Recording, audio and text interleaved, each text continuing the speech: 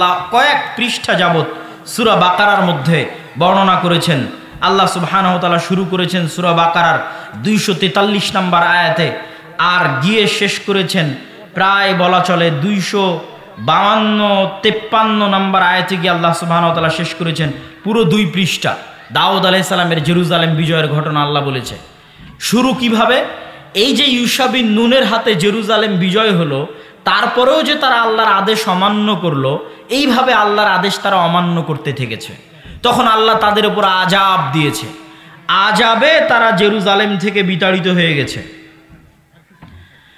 আযাবে তারা জেরুজালেম থেকে বিতাড়িত হয়ে গেছে। দেখেন, আজকে আপনাদের বলতে এবং ভাবতে কষ্ট লাগলেও আমরা মুসলমানেরা আযাবের মধ্যে আছি। কিসের মধ্যে আছি? আযাবের মধ্যে আছি। আমাদের চরিত্রের কারণে, আমাদের অভ্যাসের কারণে। মসজিদে আকসা আমাদের হাতে নাই, বাহ্যিক কারণ যেটাই হোক, অভ্যন্তরীণ কারণ হচ্ছে আমাদের আমল, উম্মতে মুহাম্মাদির আমল। বিমা কাসাবাত আইদিনা, আমাদের আমলে আমরা মসজিদে আকসা হারিয়েছি। আমাদের তাকওয়া, পরহেজগারিতার অভাব এবং গুনাহের কারণে আমরা মসজিদে আকসা হারিয়ে দিয়েছি। তো ওদের উপর আল্লাহ আযাব পাঠালেন, জেরুজালেম থেকে বিতাড়িত করে দিলেন, ঘর বাড়ি ছাড়া হয়ে গেল। আজ আমাদের মুসলমান ভাইয়েরা ঘর বাড়ি ছাড়া আছে, মিলবে, একদম হুবহু মিলবে। ওই ঘর বাড়ি ছাড়ার কথা এটার মধ্যেও পাবেন। এই জেরুজালেমের কথাই বলবে যে কেমনে তারা ঘর বাড়ি ছাড়া হয়েছে। ঘর বাড়ি ছাড়া অবস্থায় জীবনযাপন কাটাতে কাটাতে ক্লান্ত হয়ে গেছে। তৎকালীন নবী শামুয়েলকে গিয়ে বলছে, আপনি আল্লাহর কাছে দোয়া করেন না, আল্লাহ আমাদের জন্য একজন শক্তিশালী বাদশাহ পাঠাক, যেন আবার আমরা জেরুজালেম বিজয় করতে পারি। আল্লাহ কিন্তু আমাদেরও শিখিয়ে দিয়েছে যে তোমরা দোয়া করবা সুলতানান নাসিরা, যেন আল্লাহ তোমাদের জন্য একজন শক্তিশালী বাদশাহ পাঠায়। হে আল্লাহ, আপনি আমাদের উম্মতে মুহাম্মাদিকে, ফিলিস্তিনকে, জেরুজালেমকে, গাজার মুসলমানদেরকে উদ্ধার করার জন্য শক্তিশালী শাসক পাঠান। বলেন আল্লাহুম্মা আমিন। এই দোয়া তারাও করেছে নবীর কাছে গিয়ে। আল্লাহ বলছে, আলাম তারা ইলাল মালাই মিন বানি ইসরাঈল মিন বাদি মূসা ইয ক্বালু লিনাবিয়্যিন লাহুম বা'আস লানা মালিকান নুকাতিল ফি সাবিলিল্লাহ। হে নবী, আপনি একটু আল্লাহর সাথে কথা বলেন, আল্লাহর কাছে দোয়া করেন, আল্লাহ আমাদের জন্য একজন বাদশা দিক, ওই বাদশার পিছনে আমরা যুদ্ধ করব। তো নবী জানতেন এই বানু ইসরাইলের স্বভাব, যে এরা কত বড় নিমক হারাম, এটা তিনি জানতেন। তো তিনি নবী উত্তরে কি বলছেন? হাল আসাইতুম ইন কুতিবা আলাইকুমুল কিতালু আল্লা তুকাতিলু। আরে আমি আল্লাহর কাছে দোয়া করে যদি একজন রাজা নেই, তারপরে তোমরা যে যুদ্ধ করবার গ্যারেন্টি কি? তোমরাই তো তারা যারা মুসা আলাইহিস সালামের সাথে যুদ্ধ করনি, তো তোমরা যে মুখ ফিরিয়ে নিবে এর কোনো গ্যারেন্টি আছে? তখন তারা উত্তরে বলছে, ওয়ামা লানা আল্লা নুকাতিলা ফি সাবিলিল্লাহ ওয়া ক্বাদ উখরিজনা মিন দিয়ারিনা ওয়া আবনাইনা। এই যে বাড়ি থেকে তাড়িয়ে দেওয়া, আরে আমরা কেন যুদ্ধ করব না? আমরা তো আমাদের বাড়িঘর ছাড়া হয়ে গেছি। আজকের মুসলমানেরা বাড়িঘর ছাড়া আছে না নাই ভাই? আচ্ছা, আজকের জেরুজালেমের, ফিলিস্তিনের মুসলমানেরা বাড়িঘর ছাড়া, ওই যুগের মুসলমানেরা বাড়িঘর ছাড়া হয়ে গেছে আল্লাহর আযাবে। আমাদের বাহ্যিক যে কারণই থাক, অভ্যন্তরীণ কারণ হচ্ছে আল্লাহর আযাব। তো আমরা তো আমাদের বাড়িঘর ছাড়া হয়ে গেছি, আমরা কেন যুদ্ধ করব না? অবশ্যই করব। আপনি আল্লাহর কাছে দোয়া করেন। ফালাম্মা কুতিবা আলাইহিমুল কিতালু তাওয়াল্লাউ ইল্লা কালিলাম মিনহুম। কিন্তু সত্যি সত্যি যখন আল্লাহ বাদশা পাঠিয়ে দিলেন, তখন যুদ্ধ আর তেমন বেশি মানুষ করতে পারল না। হাজার হাজার মানুষ থেকে মাত্র 313 জন যুদ্ধ করতে পেরেছিল, মাত্র। বাকি সব পরীক্ষায় ফেল করেছে। কিভাবে আল্লাহ তাদের পরীক্ষা করেছিলেন সেটাও বলছেন। ক্বাদ বা'আসা লাকুম তালুতা মালিকা। তখন নবী বলে দিলেন, আল্লাহ তোমাদের জন্য রাজা করে দিয়েছেন তালুতকে। ওরা বলছে, আরে তালুত রাজা হলো মানে? আমরা এত বড় বড় সমাজের সব বড় বড় নেতা, আমরা থাকতে তালুত রাজা হবে? আল্লাহ কোরআন মাজিদে বলছেন, তালুত তোমাদের চেয়ে জ্ঞানে এবং শক্তি সামর্থ্যে বড়, এই জন্য তাকে আমি রাজা বানিয়েছি, তোমরা তার আনুগত্য করো। ঠিক আছে, তালুতের আনুগত্য করে এবার যুদ্ধের মাঠে অবতীর্ণ হবেন। যুদ্ধের মাঠে অবতীর্ণ হলে তাবুত ফিরে পাওয়া যাবে। তাবুত কি? তাবুত হচ্ছে মুসা আলাইহিস সালামের লাঠি, তাবুত হচ্ছে মুসা আলাইহিস সালামের পাথর, যেই পাথর ফেটে ঝর্ণা বের হয়েছিল। ওইটা যারা জেরুজালেম থেকে এদের তাড়িয়ে দিয়েছিল, জুলিয়েট বাদশাহ, যার নাম আল্লাহ কোরআনে বলেছে জালুত, ওই জালুত নিয়ে চলে গেছিল। তো ওখান থেকে বানু ইসরাইলরা বরকত পেত, বরকত লাভ করত। তো বলছে, যদি তোমরা এই যুদ্ধে বিজয়ী হও, তাহলে মুসার লাঠি আর পাথর পুনরায় তোমাদের ফিরিয়ে দেওয়া হবে, যাতে তোমরা বরকত লাভ করতে পারো। তো যুদ্ধের জন্য রওনা দিয়েছে। আল্লাহ পরীক্ষা স্বরূপ বলেছে, এই যুদ্ধে যাওয়ার পথে নদী আছে, নদীতে যদি পানি পান করো যুদ্ধে অংশগ্রহণ করতে পারবে না। নদীতে যদি পানি পান না করো যুদ্ধে অংশগ্রহণ করতে পারবে। ঠিক আছে, সবাই পানি পান করে নিয়েছে, 313 জন পানি পান করেনি। এই 313 জন নদী পার হওয়ার পর দেখছে বিশাল সেনাবাহিনী জালুতের, এত বড় বিশাল সেনাবাহিনীর সামনে 313 জন কেমনে যুদ্ধ করবে? কোরআনে আল্লাহ তারা বলছে, কোরআনে বর্ণনা করছে, তারা বলছে লা তাকাতা লানা লিয়াউমা বিজালুতা ওয়া জুনুদি, এত বিশাল সেনাবাহিনীর সাথে আমরা 313 জন কেমনে যুদ্ধ করব? তখন যারা আল্লাহকে ভয় করতো এর মধ্যে দাউদ আলাইহিস সালাম ছিলেন। এই যুদ্ধে দাউদ আলাইহিস সালামের বয়স 20 বছর, দাউদ আলাইহিস সালামের বয়স 17 বছর। তো দাউদ আলাইহিস সালাম সহ আর যারা আল্লাহকে ঈমান আনতো, আল্লাহকে ভয় করত, ক্বালাল্লাযীনা ইয়াযুন্নুনা আন্নাহুম মুলাকুল্লাহ, যারা বিশ্বাস করত যে একদিন আল্লাহর সাথে সাক্ষাৎ হবে, মরলে আল্লাহর দেখা পাবে, তারা বলল শোনো, কাম মিন ফিয়াতিন কালিলাতিন গালাবাত ফিয়াতান কাসীরা, যদি আল্লাহর সাহায্য থাকে কত অল্প দলকে আল্লাহ কত শক্তিশালী দলের বিরুদ্ধে বিজয়ী করে দেন। যদি আল্লাহর সাহায্য থাকে, আল্লাহু মা'আস সাবিরিন, আল্লাহ ধৈর্যশীলদের অন্তর্ভুক্ত। বরং তোমরা আল্লাহর কাছে দোয়া করো। দোয়াও আল্লাহ বলেছে, তারা কি দোয়া করেছিল? রব্বানা আফরিগ আলাইনা সাবরান ওয়া সাব্বিত আকদামানা ওয়ানসুরনা আলাল কওমিল কাফিরিন। এই দোয়া তোমরা করতে থাকো, দোয়া করো এবং আল্লাহ ভরসা করে যুদ্ধে ঝাঁপিয়ে পড়ো। মাত্র 313 জন নিয়ে যুদ্ধে ঝাঁপিয়ে পড়লো বিশাল বাদশাহ জালুতের বিশাল সেনাবাহিনীর বিরুদ্ধে। দাউদ আলাইহিস সালাম নিজে হাতে বাদশাহ জালুতকে জবাই করেছিলেন, দাউদ আলাইহিস সালাম, এবং তারপরে আল্লাহ তাকে নবী বানিয়ে দিয়েছেন এবং তার সন্তান সুলাইমান সহ পৃথিবীর ইতিহাসের সবচেয়ে বড় সাম্রাজ্য জেরুজালেমে প্রতিষ্ঠা হলো। এটা জেরুজালেম দ্বিতীয়বার বিজয় হলো। প্রথমবার বিজয় করলেন ইউশা বিন নুন, দ্বিতীয়বার বিজয় করলেন তালুত। কিন্তু বাহিনীর মধ্যে ছিল দাউদ আলাইহিস সালাম, যিনি নিজে বাদশাহ জালুতকে হত্যা করেছেন এবং তিনি জেরুজালেমে বিশাল সাম্রাজ্য প্রতিষ্ঠা করলেন। তার সন্তান সুলাইমান পৃথিবীর ইতিহাসের সবচেয়ে বড় সাম্রাজ্য প্রতিষ্ঠা করলেন এবং জিনদের নিয়ে দ্বিতীয়বার মসজিদে আকসা তৈরি করলেন সুলাইমান আলাইহিস সালাম। তাহলে এবার দেখেন, এতক্ষণ যত ইতিহাস বলতেছি, যত নবীর নাম বলে আসলাম, সব মসজিদে আকসার সাথে, সব ফিলিস্তিনের সাথে। সম্মানিত উপস্থিতি, এবার আমরা দ্রুত মুহাম্মদ সাল্লাল্লাহু আলাইহি ওয়াসাল্লামের জীবনীতে ফিরে আসব। তার আগে শর্টকাটে ঈসা এবং মারিয়াম। ওয়াইদ ক্বালাত ইমরাতু ইমরান রাব্বি ইন্নী নাযারতু লাকা মা ফি বাতনি মুহাররারা, যখন ইমরানের স্ত্রী বলল, হে আল্লাহ, আমার পেটে যে সন্তান আছে তোমার রাস্তায় ওয়াকফ করে দিলাম। তোমার রাস্তায় মানে এই মসজিদের জন্য, মসজিদের খেদমত করার জন্য। মসজিদের খাদেম হলে নবী হওয়া যায়, মসজিদের নবীরা মসজিদের খাদেম। তো মা ওয়াকফ করে দিল যে আমার পেটের সন্তান মসজিদের খাদেম, মসজিদে আকসার খাদেম। ফালাম্মা ওয়াদাআত ক্বালাত রাব্বি ইন্নী ওয়াদাতুহা উনসা, বাচ্চা প্রসব করার পর দেখছেন মারিয়াম মেয়ে সন্তান। তো মেয়ে সন্তানকে কেমনে মসজিদে রাখবেন? তো তাকাফফালা জাকারিয়া তথা তার খালু জাকারিয়া আলাইহিস সালাতু ওয়াস সালাম তার দায়িত্ব নিলেন এবং মেয়ে হয়েও মসজিদের খেদমত করতে লাগলেন। মারিয়াম আলাইহিস সালাতু ওয়াস সালাম কোন মসজিদের খেদমত করতে লাগলেন? মসজিদে আকসার খেদমত করতে লাগলেন। আল্লাহ আসমান থেকে খাবার পাঠালেন। কোন মসজিদে খাবার পাঠালেন? মসজিদে আকসায় খাবার পাঠালেন। মারিয়ামের পেটে সন্তান আসলো। ঈসা আলাইহিস সালাতু ওয়াস সালাম মায়ের কোলে কথা বললেন। কোন শহরে জন্ম নিলেন ঈসা আলাইহিস সালাতু ওয়াস সালাম? জেরুজালেমে জন্ম নিলেন, ফিলিস্তিনে জন্ম নিলেন, মসজিদে আকসার পাশে জন্ম নিলেন। এই পর্যন্ত দিয়ে এবার আমরা সামারি দেখি। পৃথিবীর 90% মানুষ তথা তিনটা বড় দিনের অনুসারী, বড় ধর্মের অনুসারীর পবিত্র স্থান হচ্ছে জেরুজালেম, মসজিদে আকসা। যেহেতু মুসা আলাইহিস সালাম এটার জন্য জীবন দিয়েছে, ইউশা বিন নুন জীবন দিয়েছে, দাউদ সুলাইমান যুদ্ধ করেছে, তো এই জন্য ইহুদি যারা আছে তাদের কাছে এটা সবচেয়ে পবিত্র। ঈসা আলাইহিস সালাম এখানে জন্ম হয়েছে, তার মা এই মসজিদের খাদেম ছিলেন, এই জন্য খ্রিস্টানদের কাছে এটা সবচেয়ে পবিত্র। আর আমরা মুসলমানেরা তো আছি। তাহলে পৃথিবীতে এর চাইতে বড় আর কোনো কারণ নাই যেখানে পৃথিবীর 90% মানুষ যুদ্ধে জড়িয়ে যেতে পারে। মানে এর চেয়ে বড় আর কারণ পৃথিবীতে নাই, যেই কারণে পৃথিবীর 90% মানুষ যুদ্ধে জড়িয়ে যেতে পারে। কিসের প্রথম বিশ্বযুদ্ধ, কিসের দ্বিতীয় বিশ্বযুদ্ধ? সবচেয়ে বড় যুদ্ধ হবে এই মসজিদকে কেন্দ্র করে, এই শহরকে কেন্দ্র করে, যেটাতে পৃথিবীর 90% মানুষ জড়িয়ে যাবে। কেন এর চেয়ে বড় কারণ আর পৃথিবীতে নাই, যেটার পিছনে এত বড় যুদ্ধ হতে পারে একটাই কারণ, সেটা হচ্ছে এই মসজিদ।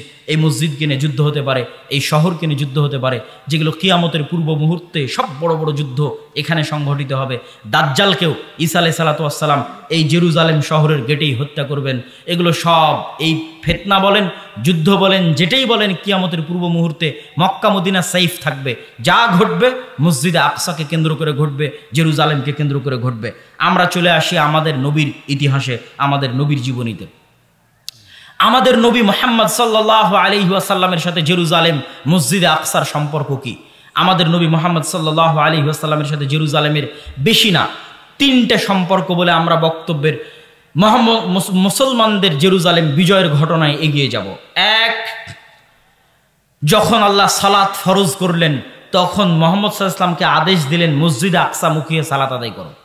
এটা মুহাম্মদ সাল্লাল্লাহু আলাইহি ওয়াসাল্লামের জন্য অনেক কষ্টের ছিল। কেন কষ্টের ছিল? তিনি জন্মের পর থেকে দেখছেন কাবা সবচেয়ে পবিত্র ঘর।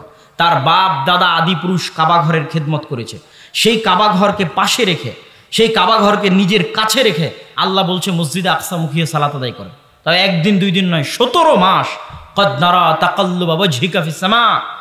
আর আল্লাহর নবী বারবার আসমানের দিকে চাইতে থাকলেন কখন আল্লাহর ওহী আসবে, মসজিদে আকসা পরিবর্তন হয়ে কাবা কিবলা হয়ে যাবে। কিন্তু শুরু করলেন আল্লাহ মসজিদে আকসা দিয়ে।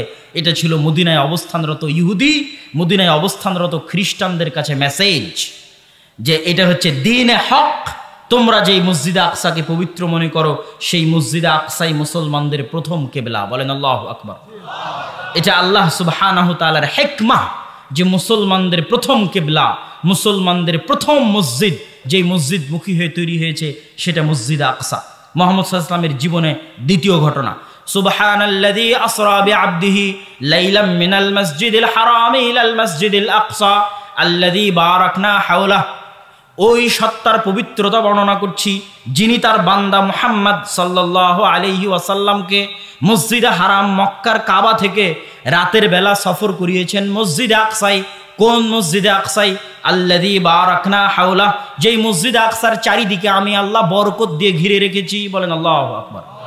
কোরআনের আয়াতের অনুবাদ করলাম। কোরআনের আয়াতে আল্লাহ বলছেন মসজিদে আকসার চারিদিকে আমি বরকত দিয়ে ঘিরে রেখেছি, বারাকনা হাওলা। তাহলে মুহাম্মদ সাল্লাল্লাহু আলাইহি ওয়াসাল্লাম কাবা থেকে সরাসরি তিনি আসমানে যাননি, কাবা থেকে তিনি মসজিদে আকসায় গেছেন, মসজিদে আকসা থেকে তিনি আসমানে গেছেন। এটা মুহাম্মদ সাল্লাল্লাহু আলাইহি ওয়াসাল্লামের জীবনের দ্বিতীয় ঘটনা। মসজিদে আকসায় তিনি বোরাক বেঁধেছেন, ওই বোরাক বাঁধার জায়গা এখনো আছে। মসজিদে আকসায় তিনি নবীদের ইমামতি করে সালাত আদায় করিয়েছেন। সম্মানিত উপস্থিতি, মুহাম্মদ সাল্লাল্লাহু আলাইহি ওয়াসাল্লামের জীবনের তৃতীয় ঘটনা, হুদায়বিয়ার সন্ধির পরে মক্কার কাফের এবং মুশরিকেরা ব্যবসায়িক উদ্দেশ্যে গেছে ফিলিস্তিনে, জেরুজালেমে। তখন ফিলিস্তিন জেরুজালেমে কন্ট্রোল আছে রোমান এম্পায়ারের। রোমান এম্পায়ারের তৎকালীন বাদশাহ হিরাক্লিয়াস রাতের বেলা স্বপ্ন দেখে আরবের মধ্যে যারা খাতনা করে তাদের হাতে চলে যাচ্ছে তার এই রাজত্ব। ঘুম থেকে হন্তদন্ত হয়ে উঠে টানা কয়েকদিন এই স্বপ্ন দেখেছে। সে জানতো ইহুদিরা বাদে আর কেউ খাতনা করে না। সাথে সাথে খুঁজতে পাঠালো এই শহরে এখন কোনো আরব আছে কিনা। খুঁজে দেখা গেল আবু সুফিয়ান রাদিয়াল্লাহু তাআলা আনহু, যিনি তখন কাফের এবং যিনি তখন আবু জাহালের জায়গায় দায়িত্ব পালন করছেন, মক্কার কাফের মুশরিকদের সর্দার, আল্লাহ রাসূলের বিরুদ্ধে কয়েকটা যুদ্ধে নেতৃত্ব দিয়েছেন, ওহুদের যুদ্ধে নেতৃত্ব দিয়েছেন, খন্দকের যুদ্ধে নেতৃত্ব দিয়েছেন, আল্লাহ রাসূলের মুখোমুখি যুদ্ধে নেতৃত্ব দিয়েছেন আবু সুফিয়ান রাদিয়াল্লাহু তাআলা আনহু। হুদায়বিয়ার সন্ধির পরে তিনি তখন ফিলিস্তিনে ব্যবসা করতে গেছেন। তাকে ধরে নিয়ে আসা হলো। রোমান বাদশাহ হিরাক্লিয়াস তাকে জিজ্ঞেস করতে লাগলেন, ঘটনা শোনাও। তিনি বললেন ঘটনা এই। তখন রোমান বাদশাহ হিরাক্লিয়াস কয়েকটা প্রশ্ন করলো, তার মধ্যে 2টা প্রশ্ন করে আমরা বক্তব্য সামনের দিকে এগিয়ে নিয়ে যাব। 2টা প্রশ্নের একটা প্রশ্ন হচ্ছে, আমাকে বলো মুহাম্মাদের পূর্বে তার বংশে অতীতে তোমাদের কুরাইশ বংশে, বানু হাশিম বংশে, ইসমাইলের বংশে অতীতে আর কেউ কোনোদিন কি নবী দাবি করেছিল? আবু সুফিয়ান বললেন, না, অতীতে তো দীর্ঘ 2-3 হাজার বছরে ইসমাইলের বংশে কেউ কোনোদিন নবী দাবি করেনি। বাদশাহ হিরাক্লিয়াস বললেন, যদি আগে কেউ নবী দাবি করে থাকতো আমি বলতাম মুহাম্মদ সাল্লাল্লাহু আলাইহি ওয়াসাল্লাম অন্যের দেখা দেখি নিজে নবী দাবি করেছে। অতীতে যেহেতু ইসমাইলের বংশে কেউ নবী দাবি করেনি, অতএব এটা বলার সুযোগ নাই যে মুহাম্মদ দেখা দেখি নবুয়তের দাবি করেছে। এবার আমাকে শোনাও, তোমাদের বংশে বানু ইসমাইলে, কোরাইশে, বানু হাশেমে কেউ কি কোনোদিন রাজা বাদশাহ ছিল? আবু সুফিয়ান উত্তরে বলছে, না, আমাদের বংশে কেউ তো কোনোদিন রাজা বাদশাহ ছিল না। বাদশাহ হিরাক্লিয়াস বলছে, যদি বলতে যে মুহাম্মাদের অতীতে সাল্লাল্লাহু আলাইহি ওয়াসাল্লাম কেউ কোনোদিন রাজা বাদশাহ ছিল, তাহলে আমি বলতাম নিজের বাপদাদার রাজত্ব ফিরে পাওয়ার জন্য নবুয়তের ভান ধরেছে। কিন্তু আগে তো কেউ রাজা বাদশাহ ছিল না, তাহলে ভান ধরার তো প্রয়োজন নাই, তাহলে ঘটনা কিছু আছে। তারপরে একের পর এক জিজ্ঞাসা যখন শেষ, তখন বাদশাহ হিরাক্লিয়াস ঘোষণা করতেছে। কে ঘোষণা করতেছে? তৎকালীন বিশ্বের সবচেয়ে শক্তিশালী এম্পায়ারের রাষ্ট্রপ্রধান। মনে করেন আজকের পৃথিবীর সবচেয়ে শক্তিশালী রাষ্ট্র যদি আমেরিকা হয়, তাহলে আমেরিকার রাষ্ট্রপ্রধান কোথায় বসে ঘোষণা করতেছে?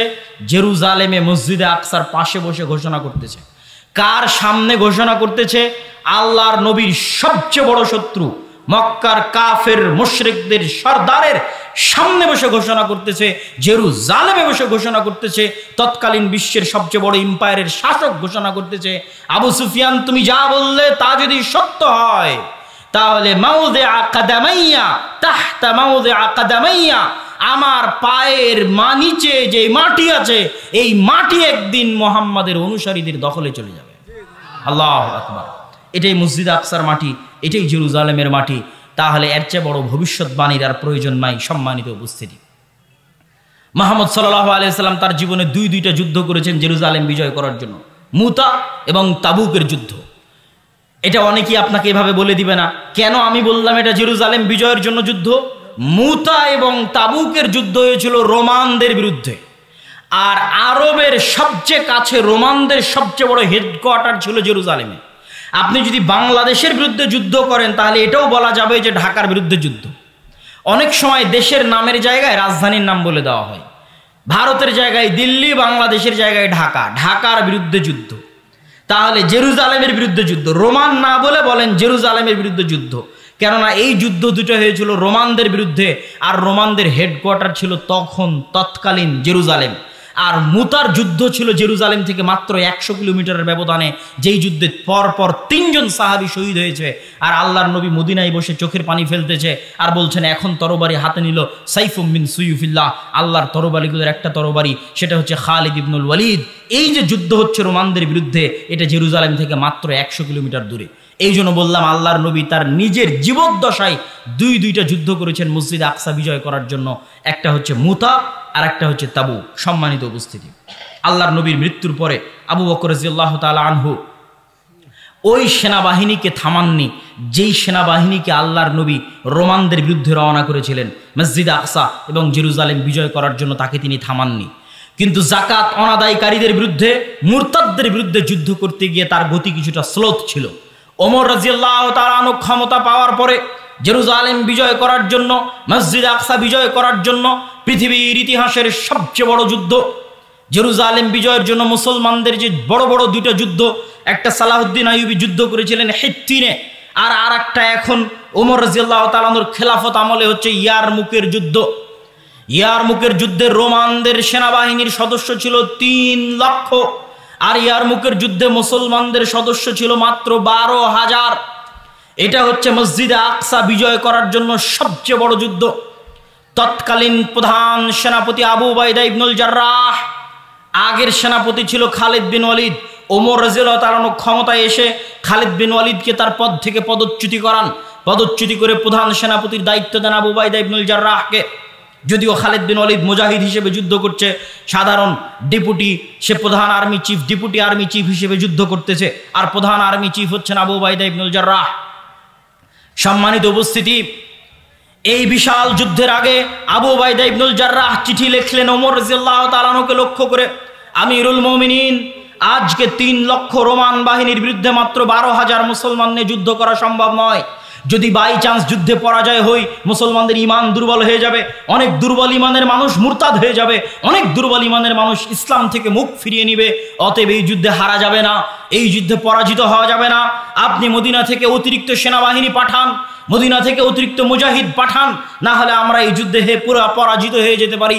বিশাল 3 লক্ষ বাহিনীর সামনে 12,000 সেনাবাহিনী দিয়ে কিছুই করা সম্ভব নয়। ওমর রাদিয়াল্লাহু তাআলা আনহু ওই চিঠির উল্টা পিঠে লিখে পাঠালেন, লা তুহাওবিলান্নাকা কাসরাতাল রোম ওয়ালা তুহাউবিশান্নাকা কিল্লাতাল মুসলিমিন, তোমাদেরকে যেন ভীত সন্ত্রস্ত না করে রোমানদের সংখ্যাধিক্য, তোমাদেরকে যেন দুশ্চিন্তাগ্রস্ত না করে মুসলমানদের সংখ্যায় অল্প হওয়া, বরং জেনে রাখো আল্লাহ যার সাথে আছে তারাই সংখ্যাধিক্য, আল্লাহর সাহায্য যাদের সাথে আছে তারাই সংখ্যাধিক্য, আর আল্লাহর সাহায্য যাদের সাথে নাই তারা সংখ্যায় যতই বেশি হোক না কেন তারা সংখ্যায় অল্প, তারা যতই শক্তিশালী হোক না কেন তারা দুর্বল, তারা যতই শক্তিশালী হোক না কেন তারা দুর্বল।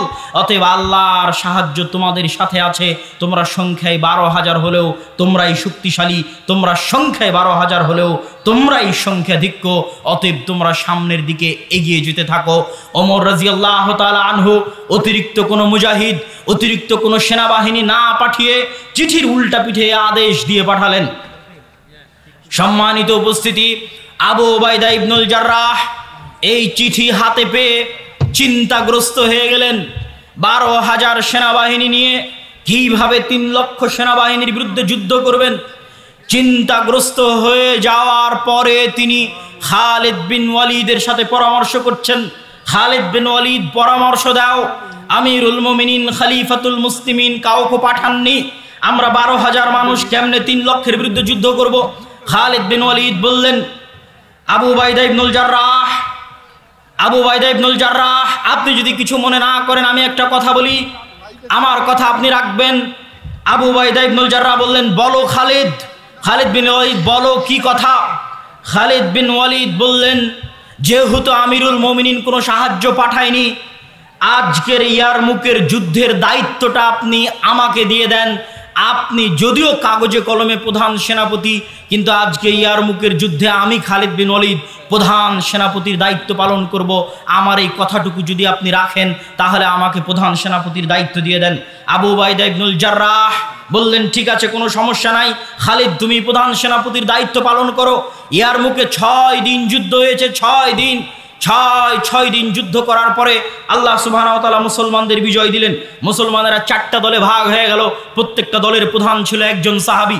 4টা দলে ভাগ হয়ে গিয়ে এবার আজকের ফিলিস্তিনের যত শহরের নাম শুনেন, যেই গাজার নাম শুনছেন, ইয়ারমুকের যুদ্ধের পরের দিনই গাজা শহর বিজয় হয়েছে।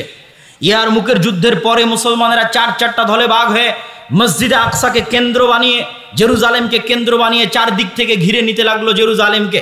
4 দিক থেকে জেরুজালেমকে ঘিরতে থাকলো। গাজা, হাইফা, তেল আবিব, পশ্চিম তীর, হেবরন, আল খালিল, ফিলিস্তিনের যত শহর আছে সব শহর বিজয় করতে করতে করতে করতে একদম জেরুজালেম চারিদিক থেকে ঘিরে নিল। ওই দিন জেরুজালেমের পাশে 4,000 সাহাবী ছিলেন। 1 মাস জেরুজালেম ঘিরে রাখা হলো। পাদ্রী চাবি হস্তান্তর করবে না যতক্ষণ না আমিরুল মুমিনিন খলিফাতুল মুসলিমিন না আসবে। চিঠি লিখে পাঠানো হলো। আবু উবাইদা ইবনুল জাররাহ চিঠি লিখে পাঠালেন। ওমর ইবনুল খাত্তাব বলছেন, আমি আসছি, জেরুজালেমের চাবি ওমরের হাতে হস্তান্তর করা হবে উটের পিঠে। এই মর্মে পালাক্রমের শর্তে যেই ঘটনা আপনাদের জানা আছে, এই ঘটনা সেই ঘটনা যেটা জেরুজালেম বিজয়ের ঘটনা। ওমর রাদিয়াল্লাহু তাআলা আনহু মদিনা থেকে রওনা হলেন একজন খাদেম সাথে করে নিয়ে, কখনো খাদেম উটের পিঠে, কখনো ওমর রাদিয়াল্লাহু তাআলা আনহু উটের পিঠে। যখন জেরুজালেমের গেটে ওমর রাদিয়াল্লাহু তাআলা আনহু প্রবেশ করছে, 4,000 সাহাবী সহ বিশাল মুসলমানদের বাহিনী অপেক্ষা করছে, হাজার হাজার পাদ্রী অপেক্ষা করছে। আজ খলিফাতুল মুসলিমিন আসবে, আমিরুল মুমিনিন আসবে, কিন্তু তারা দেখছে খলিফাতুল মুসলিমিন রশি ধরে টানছে আর খাদেম উটের পিঠে বসে আছে। আবু উবাইদা ইবনুল জাররাহ হন্তদন্ত হয়ে ছুটে আসলেন ওমর রাদিয়াল্লাহু তাআলা আনহুর কাছে। ওমর রাদিয়াল্লাহু তাআলা আনহুকে এসে বলছেন, ইয়া আমিরাল মুমিনিন, ইন্নার রোমান ইয়ানজুরু ইলাইনা নাজরাতা কিল্লাহ। আমিরুল মুমিনিন, আপনি করেছেন কি? আমিরুল মুমিনিন, আজকে হাজার হাজার পাদ্রী অপেক্ষায় আছে আপনাকে দেখার জন্য। আজ আমরা 1 মাস থেকে এখানে অপেক্ষায় আছি আপনার আগমনে। আপনি রশি ধরে টানছেন, খাদেমকে উটের পিঠে বসিয়ে রেখেছেন, গায়ে জীর্ণ শীর্ণ কাপড়। রোমানরা কি মনে করবে? রোমানরা হাসি ঠাট্টা করবে, রোমানরা মজাক করবে, রোমানরা আমাদেরকে ছোট চোখে দেখবে। ওমর ইবনুল খাত্তাব কঠিন একটা ধমক দিলেন, আবু উবাইদা, তুমি না বলে অন্য কেউ বললে আমি কষ্ট পেতাম না, তুমি বলাই কষ্ট পাচ্ছি। শোনো আবু উবাইদা, আজ থেকে 30 বছর আগে ওমরের নাম কেউ চিনত না। আজ থেকে 30 বছর আগে আমরা জাহিলি কুন্না কওমানা জিল্লা, আমরা কোথায় জাহিলি যুগে না আমাদের নাম ছিল, গন্ধ ছিল, না টাকা ছিল, না পয়সা ছিল, না ক্ষমতা ছিল। আজকে যদি আপনি মনে করেন বাংলাদেশের কোনো বগুড়ার সোনাতলার কোনো একটা অঞ্চলের একজন কৃষক তার ইমানের কারণে, তার তাকওয়ার কারণে, তার পরহেজগারিতার কারণে লুঙ্গি করে মাথায় মাথল দিয়ে যদি জেরুজালেম বিজয় করতে যায়, আর সেখানে যদি সে বিশ্বের সবচেয়ে বড় এম্পায়ারের বিরুদ্ধে বিজয় অর্জন করে, তো এরকমই 30 বছর আগে না ওমরকে কেউ চিনত। ওমর রাদিয়াল্লাহু তাআলা আনহু বলেন, আমরা ছিলাম কুন্না কওমান আদিল্লাহ, কোথায় মক্কার অন্ধকার জাহিলিয়াতের যুগ, আমাদের কেউ চিনত না। আজ আমি ওমর কোন জেরুজালেম বিজয় করতে এসেছি তোমরা জানো? এই জেরুজালেমের এই মসজিদে আকসাই এই মারিয়াম আলাইহিস সালাতু ওয়াস সালাম থাকতেন, এই জেরুজালেমে ঈসা আলাইহিস সালাতু ওয়াস সালামের জন্ম হয়েছে, এই জেরুজালেমে ইয়াহিয়া জাকারিয়াকে হত্যা করা হয়েছে, এই জেরুজালেম বিজয় করতে এসে মুসা আলাইহিস সালাম পারেননি, এই জেরুজালেম বিজয় করতে আল্লাহ সূর্য থামিয়ে দিয়েছেন ইউশা বিন নুনের জন্য, এই জেরুজালেম বিজয় করেছে দাউদ, এই জেরুজালেম বিজয় করেছে, এই জেরুজালেমে পৃথিবীর সবচেয়ে বড় সাম্রাজ্য প্রতিষ্ঠা করেছে সুলাইমান আলাইহিস সালাতু ওয়াস সালাম। এত বড় বিশাল সাম্রাজ্য, পৃথিবীর 90% মানুষের বিশ্বাসে সবচেয়ে পবিত্র জায়গা, সেই পবিত্র জায়গা আজ ওমর বিজয় করতে আসতে 30 বছর আগে ওমরের নাম কেউ জানতো না। এই যে আল্লাহ আজকে আমাকে এখানে পৌঁছে দিয়েছেন, আযযানাল্লাহু বিল ইসলাম, আল্লাহ আমাদের এই ইজ্জত, এই সম্মান, এই ক্ষমতা না চাকচিক্য দিয়ে, না টাকা পয়সা দিয়ে, না রাজনীতি দিয়ে, না কূটনীতি দিয়ে, আল্লাহ আমাদেরকে এই ক্ষমতা, এই সম্মান দিয়েছেন ইসলাম অনুসরণের কারণে, তাকওয়া এবং পরহেজগারিতার কারণে, আল্লাহর কিতাব এবং আল্লাহর নবীর সুন্নাত অনুসরণের কারণে। সম্মানিত উপস্থিতি, আরও লম্বা ঘটনা আছে, কিন্তু সারমর্ম কি, শিখার কি? এই যে পুরো বানু ইসরাইলের লম্বা ঘটনা শুনলেন, জেরুজালেম কেন্দ্রিক ইতিহাস শুনলেন, শিক্ষা এটাই যে আমরা গজবের মধ্যে আছি, আযাবের মধ্যে আছি। যেদিন ঈমান ফিরে আসবে, তাকওয়া ফিরে আসবে, পরহেজগারিতা ফিরে আসবে, যারাই ঈমান নিয়ে, তাকওয়া নিয়ে, পরহেজগারিতা নিয়ে সামনে এগিয়ে যাবে, আল্লাহ যেমন ইউশা বিন নুনের জন্য সূর্য থামিয়ে দিয়েছিলেন, 313 জনকে আল্লাহ যেমন বিজয় দিয়েছিলেন, ঠিক তেমনি মুসলমানদের হাতেও বিজয় হবে। সুলতান সালাহুদ্দিন আইয়ুবী তিনিও অল্প সংখ্যক মানুষ নিয়ে জেরুজালেম বিজয় করেছেন, ফিলিস্তিন বিজয় করেছেন, কিন্তু ঈমান থাকা লাগবে, তাকওয়া লাগবে, পরহেজগারিতা লাগবে। জেরুজালেম মিছিল দিয়েও বিজয় করা সম্ভব নয়, এবং ওই রকম মা লাগবে, ওই রকম বোন লাগবে যারা এরকম সুলতান সালাহুদ্দিন আইয়ুবী জন্ম দিতে পারে, তারিক বিন জিয়াদ জন্ম দিতে পারে। কেননা বেহায়াপনা, বেলেল্লাপনা যখন সমাজে ছড়িয়ে পড়ে, বেপর্দা যখন সমাজে ছড়িয়ে পড়ে, তখন সেখানে পুরুষ জন্ম নিতে পারে না। মানে মায়ের বেটা সালাহুদ্দিন আইয়ুবী জন্ম নিতে পারে না, যা জন্ম নেবে সব নামে পুরুষ, কামে সব মহিলা। কথা বুঝতে পেরেছেন? সমাজে বেহায়াপনা, বেলেল্লাপনা থাকলে এটাই সমাজের রেজাল্ট। সম্মানিত উপস্থিতি, এই দীর্ঘ ইতিহাস থেকে আল্লাহ সুবহানাহু ওয়া তাআলা উম্মতে মুহাম্মাদিকে শিক্ষা নেওয়ার তৌফিক দান করুক, আল্লাহুম্মা আমিন। বক্তব্যের শুরুতে বলেছিলাম আমাদের আজকের এই অনুষ্ঠানটা দেশব্যাপী আল জামিয়া সালাফিয়ার অধীনে মসজিদ ভিত্তিক দ্বীন শিক্ষা পরিচালনার লক্ষ্যে আদ-দাওয়া ইলাল্লাহর যে মহৎ উদ্যোগ, সেই মহৎ উদ্যোগকে সামনে রেখে এই অনুষ্ঠানটি আয়োজন করা হয়েছে। এবং আমরা ইতিমধ্যে বাংলাদেশের 4টি জেলার 126টি মসজিদ সফর করেছি, 250-এর অধিক মসজিদে আমরা বক্তব্য উদ্বোধন করেছি।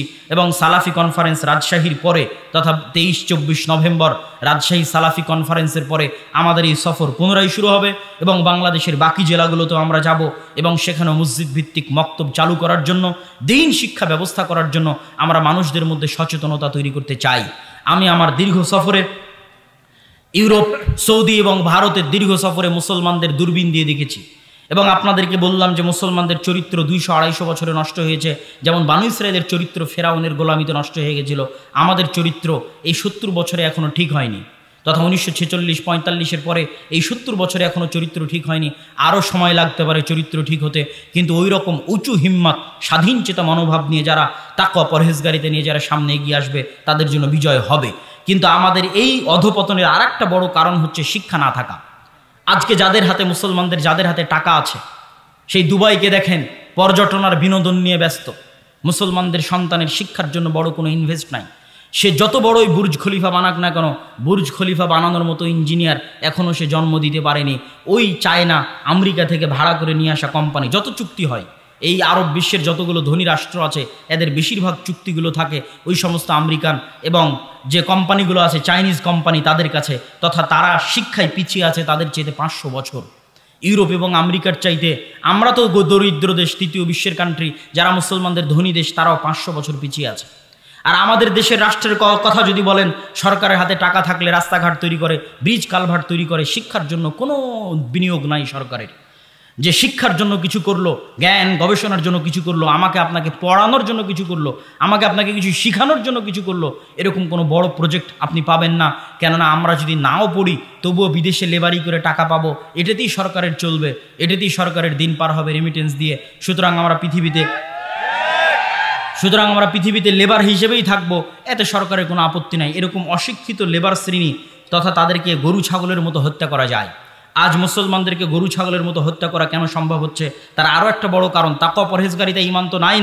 আর একটা বড় কারণ হচ্ছে আমরা শিক্ষায় তাদের চেয়ে পিছিয়ে। এই জন্য আমাদেরকে গরু ছাগলের মতো তারা হত্যা করতে পারছে। মায়ানমারে দেখেন, রোহিঙ্গাদেরকে পশু পাখিও মনে করে না যখন তাদের বুকে গুলি চালায়। কেন?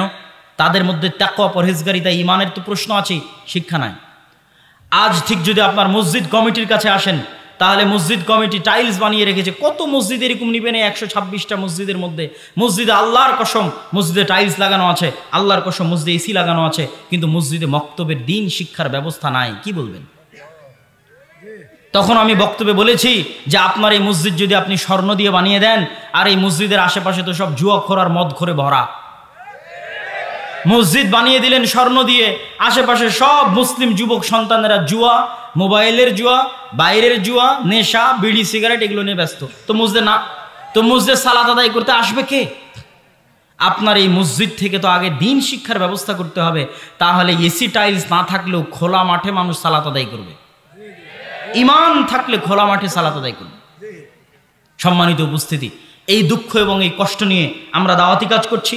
আপনারা আজকে যে যেখান থেকে এসেছেন ফিরে গিয়ে, কেননা মনে রাখবেন, মাদ্রাসা দিয়ে আমরা 2% আপনার সন্তানের, সারা পৃথিবীর মানুষের, মুসলমানের, বাংলাদেশের মুসলমানের, 18 কোটি মুসলমানের 2% ছেলে মেয়েকে আমরা পড়াতে পারি মাদ্রাসায়। কেননা যাই 2%, আর বাকি 98% যাই স্কুলে, তাদেরকে দিন শিখানোর একটাই মাধ্যম যদি মসজিদে দিন শিক্ষার ব্যবস্থা থাকে। এই লক্ষ্য উদ্দেশ্য নিয়ে আল জামিয়া সালাফিয়ার দাওয়া বিভাগ আর দাওয়া ইলাল্লাহ কাজ করছে। তার অধীনে আজকে এখানে দাওয়া ইসলামী সেন্টার উদ্বোধন হলো। তার এই যুবক ভাইদের অধীনে আজকে এখানে প্রোগ্রামের আয়োজন হয়েছে। এবং আপনাদের এই চরেও আমরা কিছু মক্তব আগে থেকে, প্রায় 2 বছর আগে থেকে আমরা 100টা মক্তব পরিচালনা করে আসি। তার মধ্যে কিছু এই অঞ্চলের চরে আছে, বগুড়াতে, কিছু গাইবান্ধার চরে আছে বেশিরভাগগুলো। আর নতুন করে আবার আমাদের এই সফরের মাধ্যমে চালু হচ্ছে। এই প্রত্যেকটা মসজিদে আমরা অর্থনৈতিক সহযোগিতাও পাঠানোর চেষ্টা করে থাকি। আমাদের যে সিলেবাসের বই পুস্তকগুলো আছে সেগুলো ফ্রি বিতরণের চেষ্টা করে থাকি। এই লক্ষ্য এবং উদ্দেশ্য নিয়ে আপনাদেরকে দানের হাত প্রশস্ত করার জন্য এই মসজিদ, এই সম্মেলন কমিটি যারা আয়োজন করেছে, স্বেচ্ছাসেবক ভাই যারা এখানে উপস্থিত হয়েছে, তাদের সকলকেই আমি প্যান্ডেলের মধ্যে যাওয়ার জন্য আহ্বান জানাবো। আপনাদের এই দানের অর্থ আপনাদের অত্র অঞ্চলের দিন শিক্ষার জন্য, অত্র অঞ্চলের মসজিদে কোরআন শিক্ষা, দিন শিক্ষার ব্যবস্থা চালু করার জন্যই ব্যয় হবে। এই নেকির আশায় আপনারা সকলেই উক্ত দানে অংশগ্রহণ করার চেষ্টা করবেন। স্বেচ্ছাসেবকেরা আছে কিনা আমি জানি না, সংখ্যা অনেক অল্প মনে হচ্ছে তো। এবং যারা স্টেজে আছেন তারাও এই বৈঠকি দানে অংশগ্রহণ করার চেষ্টা করেন। আল্লাহ সুবহানাহু ওয়া তাআলা আমাদের উদ্যোগকে কবুল করুক, বলেন আল্লাহুম্মা আমিন। আল জামিয়া সালাফিয়ায় আগামী 23 ও 24 নভেম্বর সালাফি কনফারেন্স আছে। এখান থেকে ভাইয়েরা যাবে। আপনাদের প্যান্ডেলের মধ্যেই সালাফি কনফারেন্সের ব্যানার দেখতে পাচ্ছেন। আপনাদের সেখানে দাওয়াত রইল, আল্লাহ কবুল করুক, যাওয়ার চেষ্টা করবেন, বলেন ইনশাআল্লাহ। সম্মানিত উপস্থিতি, আমি আমার বক্তব্যের শেষে এসে আল্লাহর কাছে দোয়া করতে চাই। হে আল্লাহ, আপনি আসমান এবং জমিনের মালিক, আপনি আরশের মালিক, আপনি দেখছেন, আপনি সবই জানেন। আজ ফিলিস্তিনের মুসলমানেরা, ফিলিস্তিনের মা এবং বোনেরা কি কষ্টে, কি দুঃখে দিনাতিপাত করছে তা আপনি দেখছেন, তা আপনি জানেন। আপনি আপনার দয়া এবং রহমত দিয়ে তাদেরকে উদ্ধার করুন, বলে আল্লাহুম্মা আমিন। হে আল্লাহ, আপনি আপনার শক্তি, আপনার ক্ষমতা, আপনি আপনার শক্তি, আপনি আপনার ক্ষমতা, যারা আপনার দিনকে, যারা আপনার নবীকে অপমান করে, যারা আপনার দিনের শত্রুতা করে, আপনার নবীর সাথে শত্রুতা করে, তাদের বিরুদ্ধে প্রদর্শন করুন, আল্লাহুম্মা আমিন। হে আল্লাহ, আপনি আপনার শক্তি, আপনি আপনার ক্ষমতা তাদের বিরুদ্ধে প্রদর্শন করুন, যারা আপনার দিন, আপনার নবী, আপনার দিনের শত্রুতা করে এবং আপনার নবীর দিনকে ধ্বংস করার চেষ্টা করে, তাদের বিরুদ্ধে প্রদর্শন করুন, আল্লাহুম্মা আমিন। হে আল্লাহ, আপনি সারা বিশ্বে যেখানে যত মুসলমান নির্যাতিত আছে, কষ্টে আছে, তাদের জন্য সুলতানান নাসিরা, উদ্ধারকারী, সাহায্যকারী, শক্তিশালী বাদশাহ পাঠিয়ে দিন, বলে আল্লাহুম্মা আমিন। হে আল্লাহ, আপনি মুসলমানদের জন্য সুলতান সালাহুদ্দিন আইয়ুবী, ওমর ইবনুল খাত্তাব, তারিক বিন জিয়াদের মতো শক্তিশালী শাসক, শক্তিশালী আমির, শক্তিশালী নেতা পাঠিয়ে দিন, যার অধীনে মুসলমানেরা জিহাদ করে তাদের এই কষ্ট, তাদের এই দুঃখ থেকে বের হয়ে আসতে পারবে, সেরকম শাসক আপনি দান করুন, আল্লাহুম্মা আমিন। হে আল্লাহ, ফিলিস্তিনে যে সমস্ত মুসলমানেরা মারা যাচ্ছে তাদেরকে আপনি শহীদ হিসেবে কবুল করুন, আল্লাহুম্মা আমিন। হে আল্লাহ, আমরা আজকে যারা এখানে উপস্থিত হয়েছি তাদেরকে আপনি আপনার দ্বীনের উপরে মৃত্যু পর্যন্ত টিকে থাকার তৌফিক দান করুন, আল্লাহুম্মা আমিন। মহিলা প্যান্ডেলে মা এবং বোনদেরকে অনুরোধ করব, আপনারা উক্ত বৈঠকি দানে অংশগ্রহণ না করে বিদায় নেবেন না। অবশ্যই আপনারা চেষ্টা করবেন উক্ত বৈঠকি দানে অংশগ্রহণ করতে। আল জামিয়া সালাফিয়া সারা দেশব্যাপী শিক্ষা কেন্দ্রিক, মসজিদ কেন্দ্রিক আমরা কাজ করি। জামিয়া সালাফিয়া রূপগঞ্জ নারায়ণগঞ্জ প্রায় 60 বিঘা জমির উপর, জামিয়া সালাফিয়া ডাঙ্গিপাড়া পাবা রাজশাহী প্রায় 30 বিঘা জমির উপর, এবং জামিয়া সালাফিয়া ডাঙ্গিপাড়া পাবা রাজশাহীতে বিদেশি শিক্ষক এবং বিদেশি ছাত্র অবস্থান করে। প্রায় বাংলাদেশের বিশ্ববিদ্যালয়গুলোতে যেই লেভেলের বেতন আছে, জামিয়া সালাফিয়া ডাঙ্গিপাড়া পাবা রাজশাহীতে বিদেশি শিক্ষকদের সেই লেভেলের বেতন আছে। এবং সৌদি আরব থেকেও কিছুদিন পূর্বে মেহমান এসেছিল, যারা 10 দিন ব্যাপী ছাত্রদের দার্স দিয়েছে, এবং মদিনা ইসলামী বিশ্ববিদ্যালয় থেকে মেহমানদের আসা অব্যাহত থাকবে, এবং তারা আপনাদের সন্তানকে জামিয়া সালাফিয়া ডাঙ্গিপাড়াতে দার্স দিবে। আমরা এটাকে মার্কাজি দারুল ইলুম, মার্কাজুল ইলম বানাতে চাই, এবং তারই অধীনে সারা দেশব্যাপী মসজিদ ভিত্তিক দিন শিক্ষা কার্যক্রমের আমরা উদ্যোগ নিয়েছি। আল্লাহ সব কিছুকে কবুল করুক, আল্লাহুম্মা আমিন। যারা আজকের এই বক্তব্যটা লিখিত আকারে পড়তে চান, এই মাসেরই যদি মাসিকাল ইতেসাম থাকে, নভেম্বরের মাসিকাল ইতেসাম আজকে আছে কিনা, নিয়মিত পুরো জেরুজালেমের ইতিহাস লিখিত আকারে যাচ্ছে। যাওয়ার সময় মাসিকাল ইতেসাম নেওয়ার চেষ্টা করবেন, আমাদের যে বই পুস্তকগুলো আছে সেগুলো নেওয়ার চেষ্টা করবেন। আর জেরুজালেমের ইতিহাসটা পর্ব আকারে মাসিকাল ইতেসামে যাচ্ছে। আল্লাহ সুবহানাহু ওয়া তাআলা কবুল করুক। সম্মানিত উপস্থিতি, আমি আমার বক্তব্য এই বলে শেষ করছি। সুবহানাকা আল্লাহুম্মা বিহামদিকা আশহাদু আল্লা ইলাহা ইল্লা আনতা আস্তাগফিরুকা ওয়া আতুবু ইলাইক ওয়া আখিরু দাওয়ানা আনিল হামদুলিল্লাহি রাব্বিল আলামিন। আসসালামু আলাইকুম ওয়া রাহমাতুল্লাহি ওয়া বারাকাতুহু।